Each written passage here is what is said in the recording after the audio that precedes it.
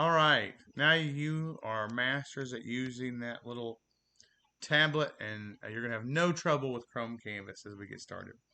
So, all of the applications that we're going to look at today are web-based. All of the content students create and engage in will be saved online for them. They can then access it from any other device, so it's things that they can work on projects at home when they get to school, the project's there, they can work on it at school. So they also work with Chromebooks. Everything we're looking at, students should have no trouble if they're on a district Chromebook. All of this is accessible to them. So the first one I'd like for you to do is go to Chrome Canvas, and we can just type that. And this is I do this because I simply teach my students how to do the same thing. Simply Google Chrome Canvas. It's the first thing that comes up, and because it's going to save once you're logged into Google, it's going to save it to um, your online drive, if you will. And so you'll see that I make a lot of use of Chrome Canvas.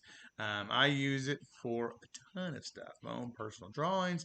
I do sketches with it. And as you can see, I use it to do a million different concept demonstrations.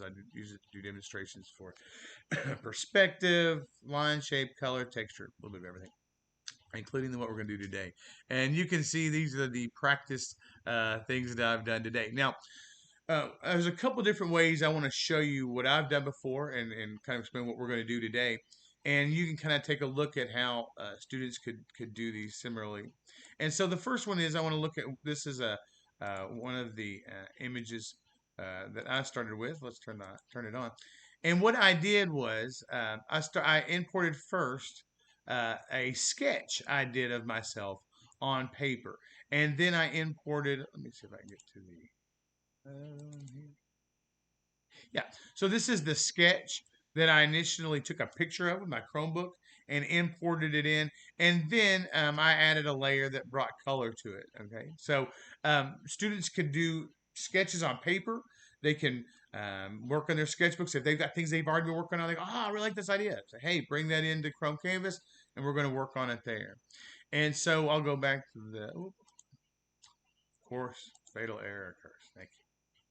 All right. And so we'll look real quick at this is the one that we're going to look at doing something like this today, and you can kind of see uh, layers. Chrome works in layers, and we're going to talk about that in just a second. And what we're going to be doing today is creating ourselves as a character, and the character I'm going to create myself as is this fella called the Tick. And so you though are going to choose whatever you want to choose. You can do, and oh, I would like for you to choose new drawing.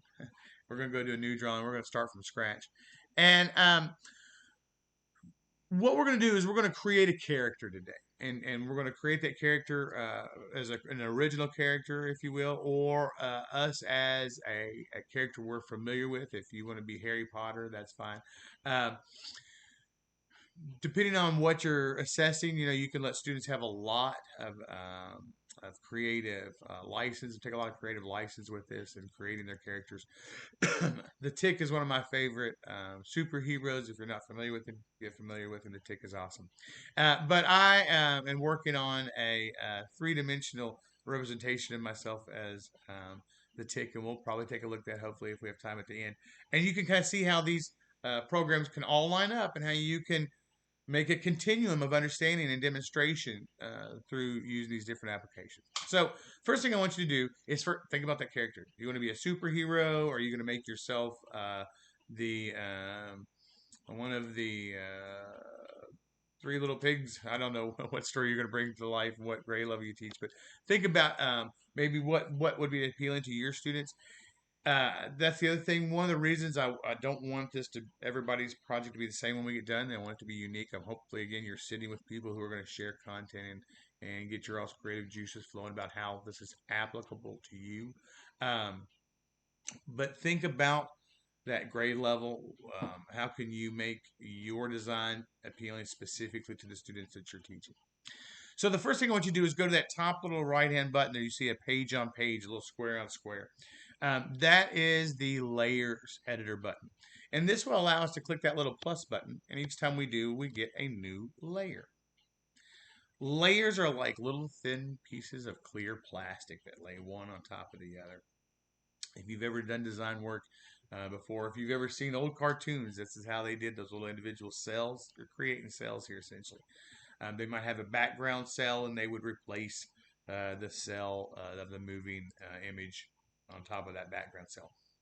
What's funny is with Chrome Canvas, you can create that same type, sort of animation. You can do Disney style animation using Chrome Canvas. Simply using these layers is a remarkable tool for students to understand. I talk to designers every day, and we all say the same thing. If I'd known about layers in middle school, for goodness sakes, instead of after I graduated college, I would have been leaps and bounds ahead of my design. And so that's where we are. We are going to be hopefully preparing students to understand concepts and design ideas that will really advance their understanding, not just in design and art related concepts, but in the areas of content that you teach and everyone else teaches. All right. You should have at least 3 layers. What we want to do, and everybody works a little differently. I like to establish a little sketch layer where I just draw in with pencil. I then like to build a little layer of color over that, and then, or under that, I should say, and then I like to bring in a sort of an ink line, and I get rid of. I just kind of turn that off, that little sketch layer. So I'm going to start my sketch layer, and I'm going to start that in the middle. So when I click, well, don't be dead battery. Okay, here we go. When I click on that middle, and you can tell that's the one that I'm working on because it's highlighted in gray. You'll also notice that there are 3 now little icons to the left instead of just the little eyeball. We see the eyeball, but we also see the little garbage can. Obviously, if we don't like it, we can click that and throw that layer away. But you also have that little 4 arrow button, and that's going to allow you to press that and move that layer up or down if later you decide you want to move it in that stack of clear plastic. All right, so I'm going to start off with my pencil. And so on the left-hand side in Chrome Canvas, you're going to see that you've got essentially 5 main tools to use. You've got a pencil, a pen, a marker, what I call your pastel tool, and then the eraser. And for each of these, you got the pencil, we got the pen, we've got the marker, the pastel, and the eraser. And for each one, at the top here, you have a size and opacity editor. And so, for instance, if we look at the pencil or we'll look at the pastel, you'll see there are 2 adjustments. I can adjust the size of the pastel. That is how large it's going to make a mark. Then I can also adjust the opacity. The opacity is going to, or transparency. I really don't like either word, but you can adjust the transparency and opacity to make it more opaque, more transparent. And just like with a regular pastel or any other media, if you go over the same area over and over again, it develops layers and becomes darker. So it's a great way to create shadowing, shading, and that sort of thing.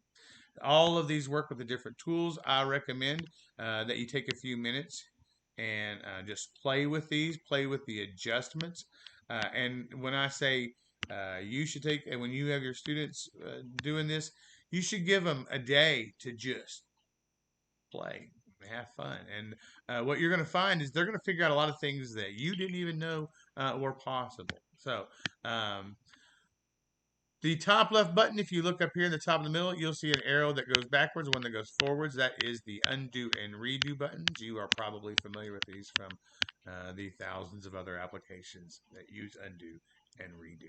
So on this layer, I'm going to choose my pencil. I'm going to put my opacity, my transparency, pretty low. And I'm going to make the size of my pencil fairly small. Oh, I'm so sorry. I was stung in the ear, and by golly, that hurts to touch. All right. So I'm going to start working on my sketch. This is a time when you all are going to start doing your own sketches. And I'm used to talking over my classes. They love that. But feel free to start to get to work and just start thinking about what your character would look like. You want to have that sort of basic outline, if you will. And right now, we're going to again get rid of this layer once we're done. And so I'm going to think about he's got a big square jaw. And again, this is just a sketch.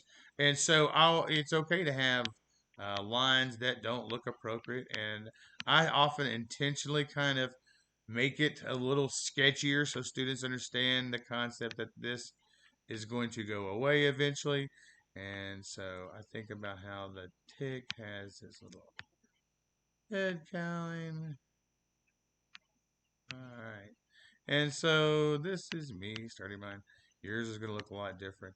And this is the part where everybody hates to listen to Mr. Mcguire. All right. You're going to start developing that sketch. And while you do, I want you to think about uh, simple details. And again, how would you instruct students to do this lesson? Whenever you're trying to get students to create themselves as a character, you want to find two or three identifying characteristics for the tick, the ears, the strong jawline, the muscle shapes. If you're Superman, you got to have that cape just right. Think about those defining characteristics, not more than three, maybe four things you want to focus on, and sort of that KISS idea. Keep it simple. Silly. I don't like the word stupid, but keeping it simple is the motto here. And so I'm going to start thinking about how I would use color. I'm going to put my color on the layer below, and so I'm going to come over here and choose my pastel. Now, when I choose color, I can choose my color palette. That's that little circle that's black now up in the top left-hand corner. You see it pulls up a palette of colors. I can choose from any of those colors. But I can also click on the custom, and it brings up what we call that infinite color selector. Across the bottom, you've got a rainbow of colors, and you'll see when I select a color, I'm going to choose something that's green, a number pops up, and that is your Pantone number that relates to the number that will get printers understanding exactly what color you've chosen. So if your monitor doesn't match their monitor, you can make sure the color is exactly like it's supposed to in all of your designs. I'm going to choose blue because the tick is blue, and I'm going to choose sort of a bright blue, and I'm going to go with my pastel. I'm going to choose to put that transparency level about halfway up, and I'm going to just start adding a little color. Now, I'm not being real careful with the color because I'm going to bring another layer back over. And I'm kind of working quickly here. I am hoping that you all will be given a little extra time in between to make yours a little nicer, a little more the way you want them. And again, here's the thing: if you rush kids and you rush the designs and don't give them time to get it the way they would like to have it, you're probably going to stifle some of that creative energy and that investment that they're going to have in these types of projects. So give them some time to get it right. There's a learning curve for everybody. I will say, if you can do this, man, your kids are going to have no trouble. They are so much quicker at picking this up. I've got a little girl who will be going into fifth grade next year, and if you really wanted to know how to do this right, you would take this PD with her. All right, so now I'm starting to add my color. I'm going to change my size a little bit, and that's what you all should be doing at this time is simply adding a little color. Now, I'm going to demonstrate a couple of different tools here. So I am um, going to be playing a little more. So don't feel like you need to also do what I'm doing. You need to be doing what you want to do to make yours look right. But I want to demonstrate a couple options and things that you can do. And so I've started adding in some basic color there. I'm going to choose my marker tool because the marker tool is sort of more in line with what you might find. And I'm going to turn the opacity down just a little bit. Might find designers, cartoonists, and animators using. And I'm going to turn the opacity up a little bit. And I want to start thinking about how I can add a little color, kind of smooth that color out. And I'm also sort of filling out my shape a little bit. And sort of defining that shape. And then the real shape definition will come when I start doing my ink work. And I'll do a cool outline or something when we're done here. All right.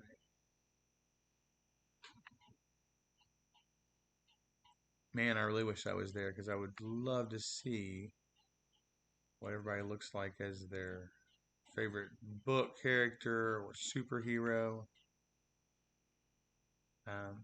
that I'll get to see because you are going to post these in that Canvas course if you don't care. I really want to see what we've got here.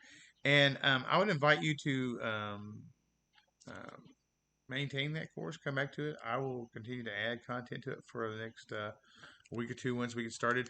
The other thing I'll say is once we get going, if you have an idea for a way to incorporate anything you learned today, that class, post your idea in that collaboration. I will see it immediately and can respond to it. But by putting in that collaboration, that idea that you have or question you have might be applicable to others who are looking to use this content. So please make use of that Chrome Canvas. I love Chrome Canvas. I've got kids all summer long who've been able to access some stuff.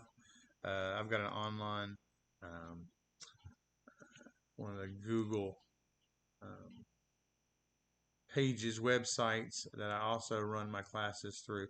But it's nice to be able to have collaboration and for students to be able to communicate and share ideas, particularly if you are working virtually. I know some of you might be doing the virtual thing again next year. I know I am. So it's on my mind. How can we keep students engaged virtually and allowing them to kind of have some like cooperative stuff and engage in these type of things? That's the way to do it. Okay, let's look here. I'm going to go now to, I'm going to put in a little skin tone here. Let me edit and undo that. Got a little crazy with that, didn't I? All right, I'm just going to lay this in here. Now, one thing I do because I just like to have fun with this as we start to play through here, is I like to play with that the opacity, the transparency, lay over a little bit, and maybe create a little shadowing on one side of the face that's a little, oh goodness, a little darker than the other. And that's just really going to kind of complement that line work I'm going to do here in just a moment. Okay, so this is what I've got so far. I've got a light sketch. I did a little color underneath of it. Now I'm going to I'm going to go to my top layer now, and I'm going to choose that little pin, and I'm going to go back and get a really dark black, and I'm going to turn my size down, but not too much because I want sort of a thick one. Let's see how that looks. No, a little thicker. Let's go a little thicker. Oh, do that mark like this. Let's try that. Nope, I want even a little thicker. Now again, you do not have to make yours exactly. That's what I'm talking about. So now what I'm going to do is I'm going to start going over this line. Oh, and I don't like that already.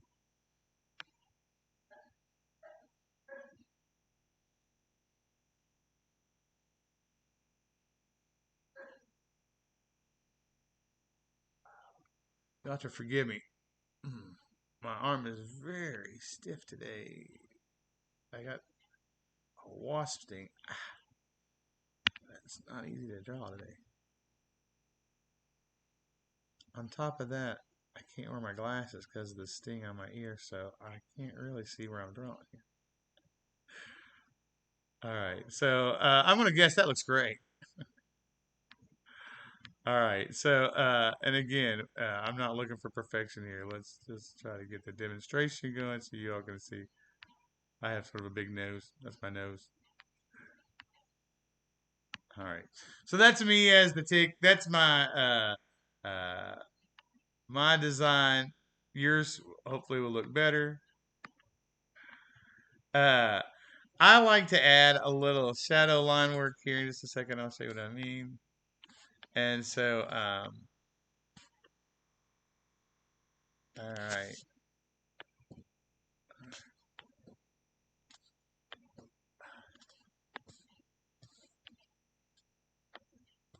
So strange. I've had wasp stings and bee stings before.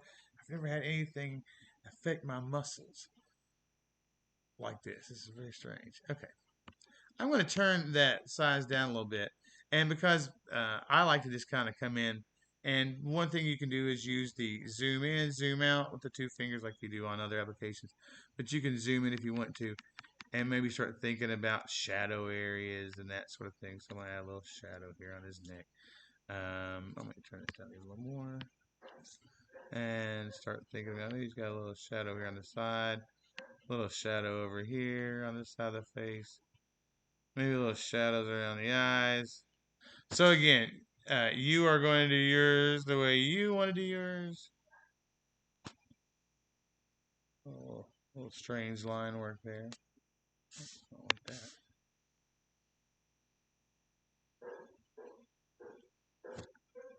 And again, without glasses, this looks fantastic. I could be seeing it from the moon as far as that's concerned. Okay, so we'll see how that looks. I'll put my name on that one there. That's how good that one is. All right, guys. While you all are drawing, I'll kind of show you just real quick some of the things I do in Chrome Canvas, how I use it in class, and maybe how you can use it. In the top right-hand corner, you'll see there are 3 dots. This is where students can save their work. They can save that image on their computer. They can share it to you through your drive. Um, you can get feedback from it there as well. You can see, but the main thing is you want to know that save that image and explain to students how they're going to save it, where they're going to save it. So many of the difficulties we have very often is one of the hurdles of technology is just the difficult things that are sort of unnecessary that or well that are necessary, but that we often overlook. Naming our files correctly, identifying where we're going to put those files, and so teaching students to be cognitive and aware of what's going on with their folders, with their files. Where are things going? Are you thinking about um, how you can use those things in a particular order? Thinking about that, how those things are used, and it hopefully will make sense as they develop their uh, their different projects. So they'll be able to kind of hopefully develop their own what we call workflow. Everybody's got sort of their own workflow, the way they kind of work. If you've ever done um, coding and that sort of thing, or web design, there's always sort of a workflow, and so everybody sort of develops their own, but generally they're similar because we all end up doing the same sort of things if we try to complete tasks for y'all. All right, so I don't know, that may look terrible. It probably does. All right.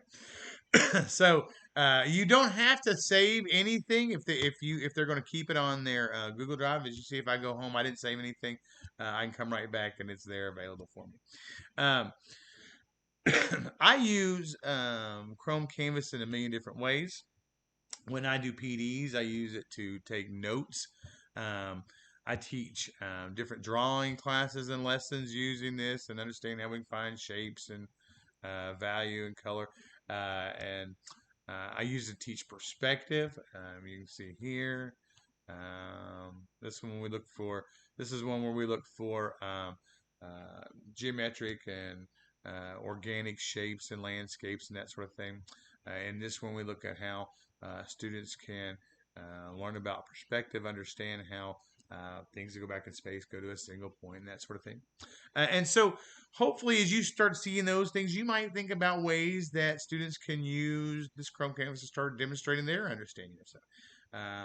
We're going to look here in a little bit at Sketchpad. Sketchpad has graph paper. So man, if your kids could graph on a digital platform, it might make it more interesting, more engaging for them to do those math lessons.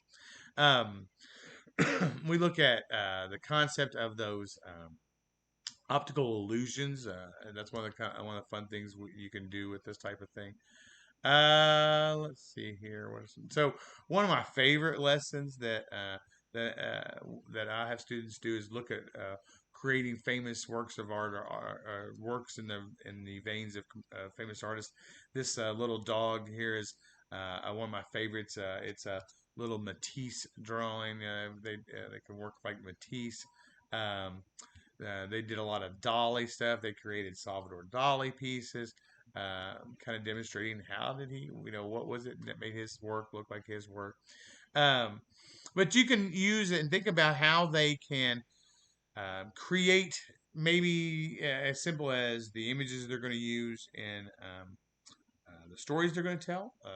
You can use it to develop architecture. Maybe you might have them draw architectural representations of a particular style of building from a particular era, or you might have them draw someone doing a particular dance, if you will, maybe from a particular. I don't know. There's a lot. Hopefully, again, that's why you. Hopefully, you're going to be sitting with people that will help you answer those questions of, hey, how can I make this applicable? And so, the ways that I think about this being most uh, easily incorporated and brought into the classroom is with like language arts, social studies. Think about we're going to create here in just a little bit a three-dimensional scene. Think about the environment that a student can create that might demonstrate their understanding of a particular concept. All right, that's Chrome Canvas. Take your time. I should have been keeping better track of the time now, but I think we're going to keep this little part of the segment to no more than about 30 minutes tops. So hopefully you got about another 10 or 15 minutes to work on yours and take a little break. When we come back, we're going to look at Sketchpad 5.1. Thanks.